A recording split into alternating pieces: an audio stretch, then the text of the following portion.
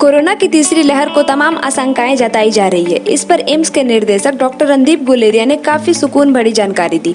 Doctor Guleria ने बताया कि हाल ही में हुए सीरो सर्वे के आंकड़े बताते हैं कि देश की बड़ी आबादी से कोरोना वायरस के खिलाफ एंटीबॉडीज विकसित हो चुकी है।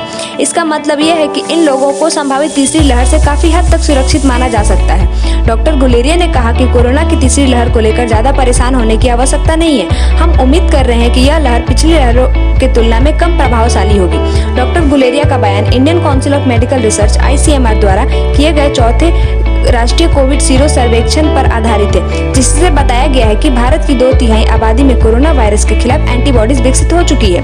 डॉक्टर गुलेरिया ने कहा कि अगर हम कोरोना से बचाव के उपायों को में प्रयोग में लाने में कोई लापरवाही नहीं बरतते हैं तो तीसरी लहर को अधिक प्रभावी होने से रोका जा सकता है। कोरोना की तीसरी लहर की आशंका सितंबर-अक्टूबर में जताई जा रही है। हालांकि वैज्ञानिकों का मानना है कि यह लहर दूसरी लहरों के मुकाबले कम गंभीर होगा।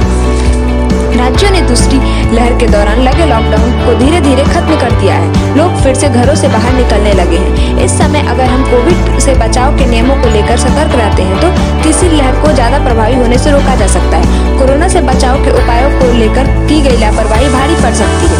कोरोना से लोगों को सुरक्षा देने के लिए देश में टीकाकरण की रफ्तार तेज कर दी गई है। अगर अगले कुछ महीने जब तक कि आबादी के एक बड़े हिस्से को टीकाकरण नहीं हो जाता, हमें भीड़ भाड़ गैर जरूरी यात्रा से बचना चाहिए। कोविड उपयुक्त व्यवहार बनाए रखना चाहिए।